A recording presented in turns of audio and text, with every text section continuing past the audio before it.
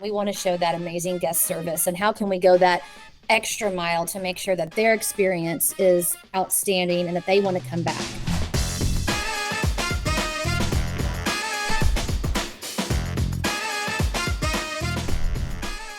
Hi, I'm Russ, and this is the Memory Makers Podcast, the show that helps you create amazing customer experiences and make more memories.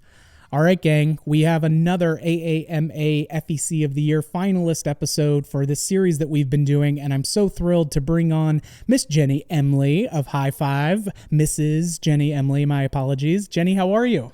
I'm great. Thanks, Russ. Oh, I'm so excited to dive in. You and we've gotten to do episodes before, but never in the context of you guys being up for FEC of the Year. So congratulations on being a finalist, and so thrilled that you guys are getting the recognition for all the hard work that you do. Yeah, we were excited to do it. Heck yeah.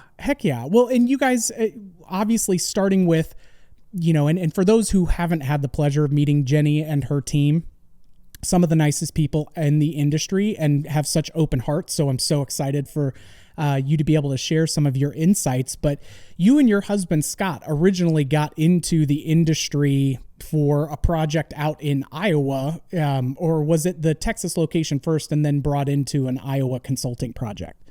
Right. It was the Texas location first in the Lake Travis area, Lakeway, Texas. And actually, we hadn't been open that long at all, maybe 6 months when we got contacted to do the Iowa consulting project and build it all over again. Yeah. And then doing another location in Texas, and now others that are currently in development. So you guys are drinking from the fire hose when it comes to permitting sets and red flags and all of the fun municipality juggernauts. Oh, yes. Yes. And across multiple states, and every state's different. So you learn something every time.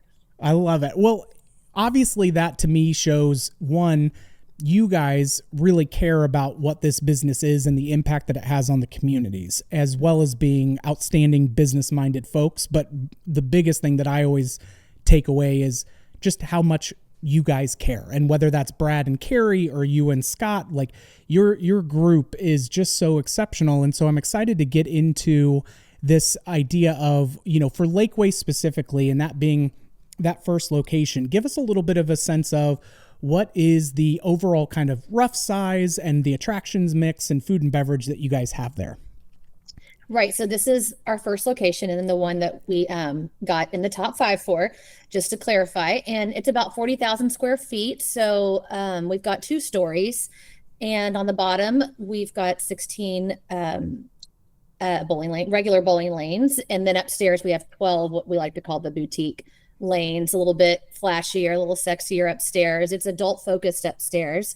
We do have a 21 and over policy Thursday through Saturday evening, just to keep that upstairs really fun and for adults. And that's kind of one thing that makes this location unique, and something that we've tried to bring to our other locations is that we do have that opportunity for separation. So, you've got the date night group, and then you've still got birthday parties for kids going on downstairs. So we have, like I said, the 28 bowling lanes. We've got a 2-story Creative Works laser tag arena. Actually, I take that back. It's not Creative Works, but we switched as soon as we knew about them. And then we have a very large arcade right when you walk in. It takes up about half of the first floor. 2 bars, full kitchen, full scratch menu. We have a catering company now that's kind of under the High Five umbrella there in the Austin area, which we've added since. I think we added that after the AAMA nomination. And then we have the pool tables, we have darts. We've kind of dabbled over the years in bringing in the axe throwing and the Top Golf Swing Suite, different attractions to see what's really hitting. And some things stick, some things don't, but right now we still do have a swing suite there upstairs in that bar area, and we've actually found going back to the pool and the darts has really been effective if you can do them right. Sure. Well, and knowing that you guys try to tailor and create a space, where not that it needs to feel kiddie, like you still want to be family friendly when it makes sense, but also, hey, if this is our niche audience and this is the type of environment that they want, how do we create the best, opportunity for them to do that? And so I think you guys have pretty continually, hey, if we're looking at adding something new or whatever we're offering, does it facilitate good food and beverage and good socialization time for them to be able to come in and do that? So definitely makes I think a big impact where if guests feel like, hey, this is my spot, like, and they just identify it with it further, it's a smart way to lean into that more. One of the things, how many employees do you guys have at the Lakeway place approximately? At Lakeway total, I believe we have about 75. Okay. And then obviously adding in even expanded food and beverage offerings that are coming along with that. And you guys have done, like you said, from scratch kitchen, really trying to make sure that food is good, because in Texas, like if it's not good food, it goes to the wayside pretty darn quick. Especially in Austin, it's pretty competitive. Yeah. And so now adding on the catering, is that where, have you guys seen that not only have an impact for kind of outbound catering, but are you seeing more group reservations and bookings and things at your facility as well? Like, are you seeing it move the needle in both directions? Well, we already had a very established in-house catering for events up to 1,000 people at that location. We actually just hosted our largest in-house event this past year, and it was right at almost 1,000 attendees. And so in a case like that, we do have to kind of sometimes contract out for or bring in our part-time help. So that 75 number did include all of our part-time teenagers and party pro. It was definitely not full-time. But this new one, which we actually call Scratch Ranch, and it's, we've had that branded, and it's for outbound, because we have found that people do like our food so much, and that we do have that capability with our kitchens at both of our Austin stores, that we have started doing outsourcing catering to all different things. We've done, we had started doing it under the High Five name, and then we thought, well, maybe we should just make it its own entity, its own department. We hired somebody specifically for that. We even have catered outside the Mac, Jack, and McConaughey event, this fashion show for 800 people in Austin that they have every year as part of a series of fundraising events for Matthew McConaughey's different foundations. And we'd already kind of gotten our feet wet there and thought, well, why not just, add this in. So, well, I love that. Yeah. And you guys, I think it's, hey, we're doing this already. What would it look like? I mean, I think that, and that's something that I'm curious, and we'll get into a little bit later, of when you guys are looking at, hey, is this a good idea or not? And kind of what goes into the pros and cons and decision-making with that. But I wanted to ask you as well, when we're talking about what that guest experience is like and having that feel like an extension of who they are, and they feel more natural and comfortable when they're there, when your team members are in there, is there anything specific that is critical to, hey, this is who we are, as a company, like this is our ethos, this is our spirit, and this is what success looks like? What kind of messaging and reinforcement are you guys really trying to drive home with the team members that are representing the Lakeway location? I would definitely say it's our second mile service motto, which we very openly took from Chick-fil-A. We actually have a Chick-fil-A corporate person that helps us with some of our leadership consulting. He works with Brad and Scott on that, on, working with our team members. He's based in Austin. And we really believe firmly in that, the second mile service. So teaching our team to, these are the things you have to do, right? You have to give them their food. You have to serve them their drink. You have to get them on their bowling lane. But what's that second mile service? And it is from the Bible. But what do we want to do? Because we want to do it, because we want to show High Five's brand, and we want to show that amazing guest service. And how can we go that extra mile to make sure that their experience is outstanding, and that they want to come back, and that they feel valued? Yeah. And when you talk with team members who are maybe haven't been there for years, right, but are maybe a little bit newer, and you get a chance to kind of connect with them, what is some of the feedback that you get from them versus jobs that they've had elsewhere? And like, do they feel that sense of kind of pride? I would hope so. Otherwise you kind of, and promote them to customer and let them be successful elsewhere. Right. But what feedback do you get from your team, as far as their fulfillment that they get out of that level of service? I think we work with the sales team a lot. I'm really running the marketing department right now. So I work mainly with managers and leadership. And when we hire a new person to our leadership team, they're definitely surprised, I think, at the involvement of owners and the involvement of top leadership and the style of operation and the style of how we do everything. We're not so much involved in the day to day like we used to be, and you can't work on the business and work in the business, right? Right. But yeah, I think they do. They are real surprised at our values and how we hold fast to those and how we run our leadership meetings. And I mean, if you were a fly on the wall at one of our leadership meetings, I mean, I'm impressed, and I'm not the one running them, but Kurt and Brad and Scott do, and it's fun to listen in, especially when we do have a new person join our team.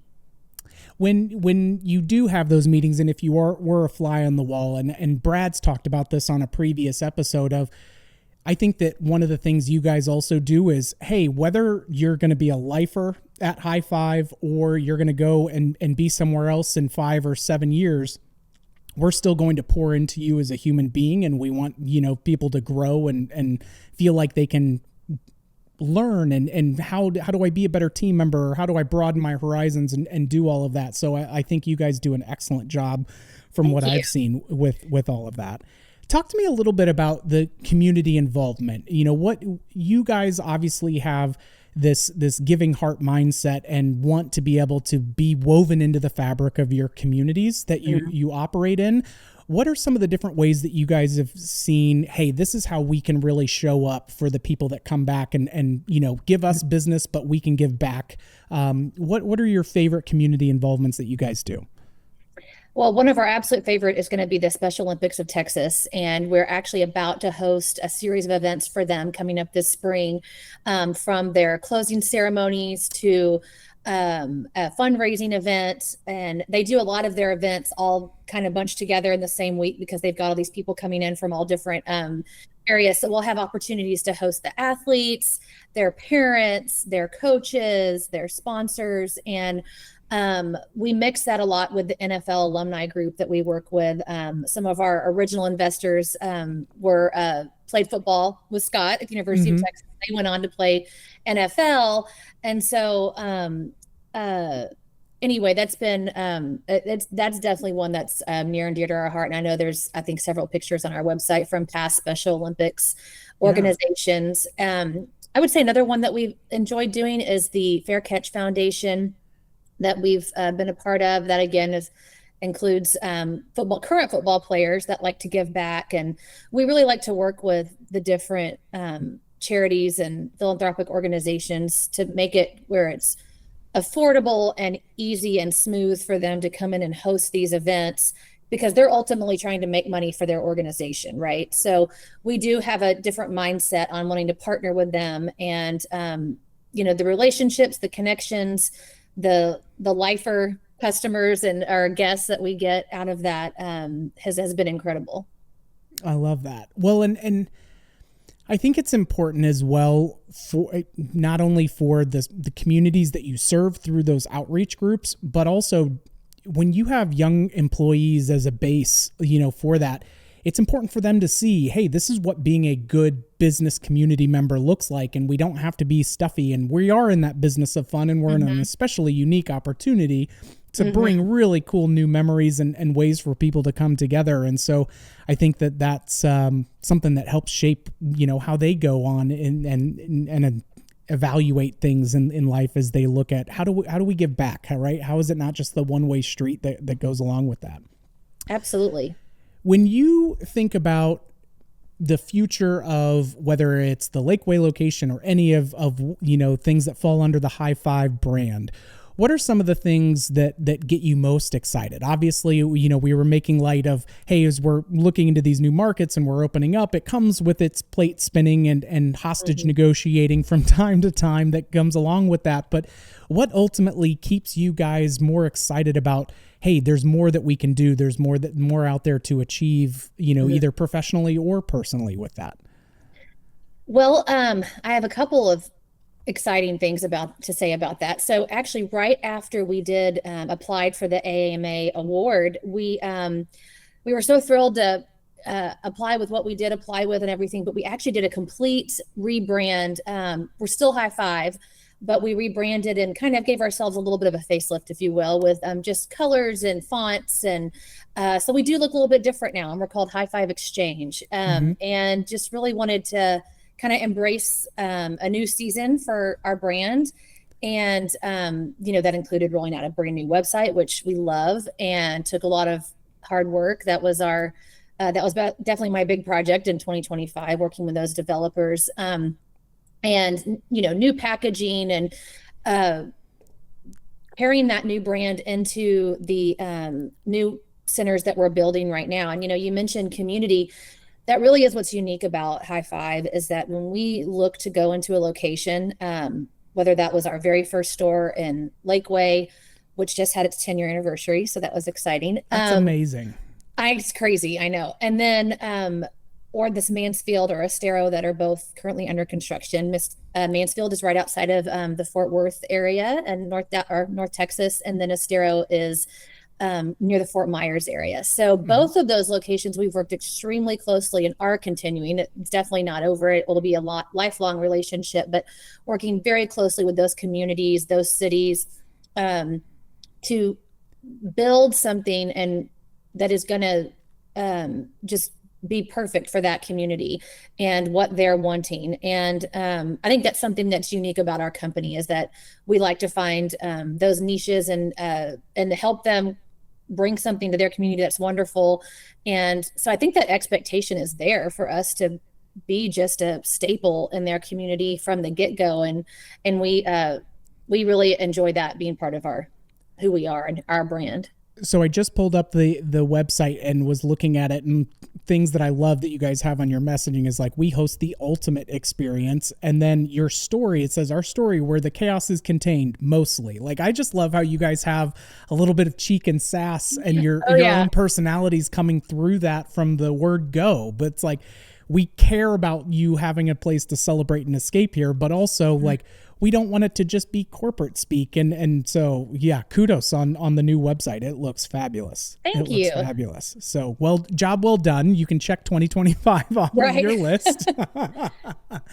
So anything that, as you guys do continually try to say, hey, these are the things that we know we definitely want to have. These are some, but these are areas where we want to try to experiment. So like with the rebranding, hey, we want this to feel like a truer reflection of who we are and where we're going. What goes into, in your minds, with both the upper leadership folks, but also further downstream, whether that's, hey, Scott's looking at new attraction mixes, or, Carrie's looking at some other additional marketing, or Brad's looking at new implementations on the culture. How do you guys kind of communicate those ideas of, hey, this is something that we think needs attention, and then, as you start to weigh the decisions of, there's only so much time, there's only so much bandwidth that can go towards these things, how do you guys divide and conquer that to continually stay relevant? Right. That's gosh, a loaded question. We do work in an office together, which is now become our sales call center for all locations, and is continuing to expand. So we laugh that we have to keep rearranging, and we're growing out of our office that we've only had for a year. But we do meet, the top leadership meets there on a weekly basis, but we're also kind of working on top of each other too. So it's easy to turn and ask Carrie or turn and ask Brad. But you're right, it has to be done in an organized fashion, or we're going to spend too much bandwidth on those things. But we do, we talk about the different attractions. We'll bring that up as a topic. You also can just let Scott loose at IAAPA, and he'll go by Detonate, and then come tell us, so that's one way to do it. But I think, for example, again, that kind of goes back to these communities that we're working with, that might drive some of our decision making. So for example, the Mansfield location that we're doing has a live music venue on the top floor. That's an open air live music venue that's going to seat 1,000 people seated, and real intimate. We have green rooms and VIP suites and so forth. And, so that was something unique to that community that was really important to them. So obviously that attraction becomes important to us. And then, we're dealing with different vendors that specialize in all those things. And we're even starting to book entertainment for that. The Estero location, they wanted pickleball. And so we're dabbling in the pickleball world now, and, I've hired a pickleball pro, and there's going to be 15 courts, indoor, outdoor pro, and that's all going to be right part of the high five experience as well. It's the high five bar, and then you can walk out and play pickleball. So Awesome. a lot of those attractions are driven by what the communities we work with are really desiring. I love that. Well, if you need a fill-in or a non-pro pro, I will get the short shorts and the sweatband for the pickleball and get after it. So Carrie wants that for the uniforms. Does she really? She wants the tube socks. We've got a really vintage, cool look to the pickleball area too. Nice. Yeah, it's going to be totally up. Yeah, you'll of course have to come to the opening. I love it. Okay, yes, I will. White short shorts with like maybe some green piping or something. Yeah, yes, we'll just go full 70s retro into it. I love it. It would fit right in. You had mentioned that you have your sales center and call center all consolidated. Was that a move out of, hey, we get a little bit more flexible use out of our core staff and now they can do that? Was it, hey, we need to make sure that we are being consistent across all of the locations to maintain that? Like, what was some of the mindset that went into that, for the customers? I think consistency and wanting to get that going so that it could be how we move forward, right? We've had the salespeople in the stores before, and it can get tricky because they get involved in operations, which you are aware of operations, you're a part of operations to a point, but you've really just got to keep sales separate if you're going to drive those numbers in your event sales department, birthday party department. And we've seen huge jumps in numbers and efficiency and consistency since we've done this. And Carrie is actually overseeing the entire sales department now. She had a switch, I guess, about 6 months ago, and she's just killing it. It's like the best decision we ever made. Awesome. And but then we had our birthday party operations manager come and meet with the sales team that's actually Dallas based here. So we have the BEO meetings where we've got them on a big screen, Teams calls. So we've sent our sales team down there to go check out the Lakeway and Austin store so that it's not just completely a mystery and, like Sure. you're in some remote office. You do have to have that crossover and that communication. And a little tricky at first because we were so used to an in-house person, but it has been life-changing in this industry to have a call center. Yeah. Well, and I'd imagine too, making sure, okay, well now if they're pulling them out of the stores, like you said, we still have to make sure that we're keeping their finger on the pulse and that what they're selling is actually translating into what the experience is and all of that. Are you guys exploring any new, whether it's AI integrations into your call center or with just how the website works? Like I'm on your website and it's there's a chat. Hey, Right. how can we help and answer that? Do you feel like those have helped you guys just be more responsive? Have you gotten better feedback that you otherwise felt like you wouldn't have gotten before doing that? I think it definitely helps us. I'm not sure about the feedback, but I know that it helps us not miss a beat with anybody, whether that's, we've got the phone, email, chat, and actually we have the one that's been the most effective that we have gotten feedback on is that we can actually start texting our, so if our potential guests that are booking an event. So if you've got the birthday party mom, that's in the carpool line, and some people just want to text, they don't want to talk on the phone. And we have actually booked events over text now, but we have a system that allows us to do that is non-invasive and easy for our sales team to execute. Yeah, it's been an interesting shift, I feel like, over the last 6 to 12 months, especially, where more and more folks like you and other operators that we've interviewed on the podcast, where it's like, man, we try to call, we try to email, and finally we just said, you know what, because they didn't want to invade that personal bubble, right? It's like, well, this was the approved way that we felt like we could engage with them. But once they started more actively texting with the people that were reaching out, it was insane, the level of engagement and quicker turnarounds and responses that they were getting on all of that. So I feel like everyone should have that on your short list. If it's not something that you're doing via text right now, definitely seems to be moving the needle more so for folks. It really is.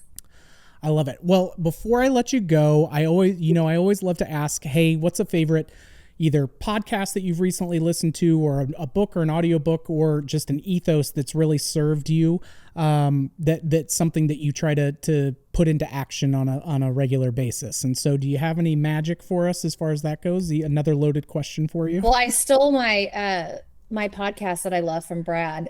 He actually introduced it, gosh, back in 2018. I can't believe it's been that long. And it's kind of my go-to when I'm driving long distances or in the car. But I love Craig Groeschel on leadership. And I know, he runs Massive Life Church, which actually Carrie and Brad used to attend in Oklahoma. But his leadership books and skills and podcast, it actually applies to any type of company, anything across the board. And I have found those to be extremely effective and eye-opening as you listen to, you kind of hear yourself and you're like, oh man, I have been that kind of leader and this is how I need to change. And, because I was managing people on site, in the day-to-day operations and trying to open the stores. In 2018, I opened the Central Austin store we call Anderson Lane. And that was hard. I remember listening to those podcasts religiously every time I drove to the store and back and late at night. And just, I think he has a lot of wisdom and a lot of good things on how to look at yourself as a leader and be honest about that and how to work with other people. It's just, I've really found his stuff intuitive. I just love those types of podcasts from the standpoint of, and I forget who it was that told me, but it was, hey, you only are told something once, but we need to be reminded about it a lot more. And so yes. it's that aspect of, okay, as we get into a busy season, or, okay, I'm really focused on this, but how do I make sure that these other areas don't drift? And those, like, his podcast is amazing for that because, okay, I can take this and I can really tackle it with gusto. But then another episode will hit and you're going, oh no, I do that too. So you're trying, it's a one of those like positive peer pressure anxiety moments where you're like, oh no, have I been letting my team down by not, by not doing this way? And it's, so I love that. And definitely a great listen for sure. Jenny, thank you so much for taking the time with us today. It's always a pleasure to get to catch up with you, and I'm looking forward to just all the continued success that you and the team are having. And thank you for what you guys do for the industry and just really represent it with kindness and care and a little bit of sassiness, which we all love. Well, we love getting to hang out with you guys and being a part of the AAMA organization. We look forward to next year, maybe applying again under the new branding and stuff. So they'll see High Five Exchange. And it's always a pleasure, Russ, getting to hang with you. I love it. Well, thank you all for joining us. We hope that you learned a thing or two, which there's plenty of in here to unpack and dive into further. If you have any other ideas for future episodes, hit us up on social media. We'd love to get your insights and how we can bring more content to you that's relevant to what you guys are seeing out in the wild. If we've earned your review, please give us that 5 stars, please and thank you. And big shout out to Mikey Mike on the 1s and 2s, working the Ultranet for us and making this whole thing happen. So we'll catch you on the next one, Troublemakers.